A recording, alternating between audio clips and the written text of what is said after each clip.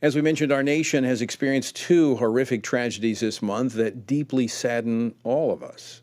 Of course, this has also led to calls for action, and today a Democrat-backed bill on domestic terrorism aimed at responding to the Buffalo mass shooting stalled in the Senate with no Republican senators supporting it. Of course, you have to ask the question, why? Joining me now to give us the details on this vote today and to discuss the key issues of opposition from Republicans is Mary Beth Waddell, Director of Federal Affairs here at FRC. Mary Beth, welcome back to Washington Watch. Great to be back with you, Tony. Thank you.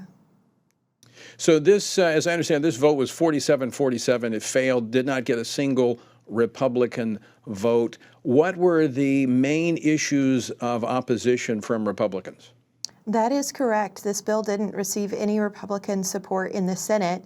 And that's because this bill could really be open to abuse. You know, you heard the point from Senator Rand Paul, who pointed out that it creates an interagency task force to analyze and combat white supremacists and neo-Nazi infiltration of uniformed services and federal law enforcement agencies, which could be used to really improperly target, those in our military and those in law enforcement.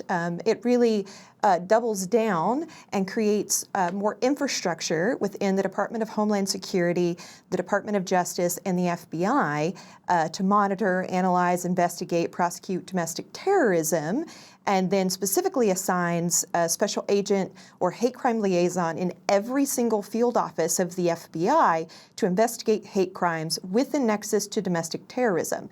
So you have a duplication of things that we already have to properly investigate crime and where it's ripe for abuse. Now, Mary Beth, is it a stretch to say that this definition, this was part of the concerns that I heard, is that this the definition of domestic terrorist was somewhat elastic, and there was concern that it could be used or misused? Oh, absolutely. You have this elaboration on the hate crimes network and sort of this connection between hate crimes and domestic terrorism. And we've seen where they've tried to put this domestic terrorist label on parents who just care about their children, and speak up in school boards meetings to air their concerns of their safety and what their kids' safety and what their children are being taught and indoctrinated with in schools. And you've seen action taken to presumably call these folks domestic terrorists. And that's not right, not what our domestic terrorist statutes should be focused on. All right, Mary Beth Waddell, thanks so much for joining us today. Thank you for having me.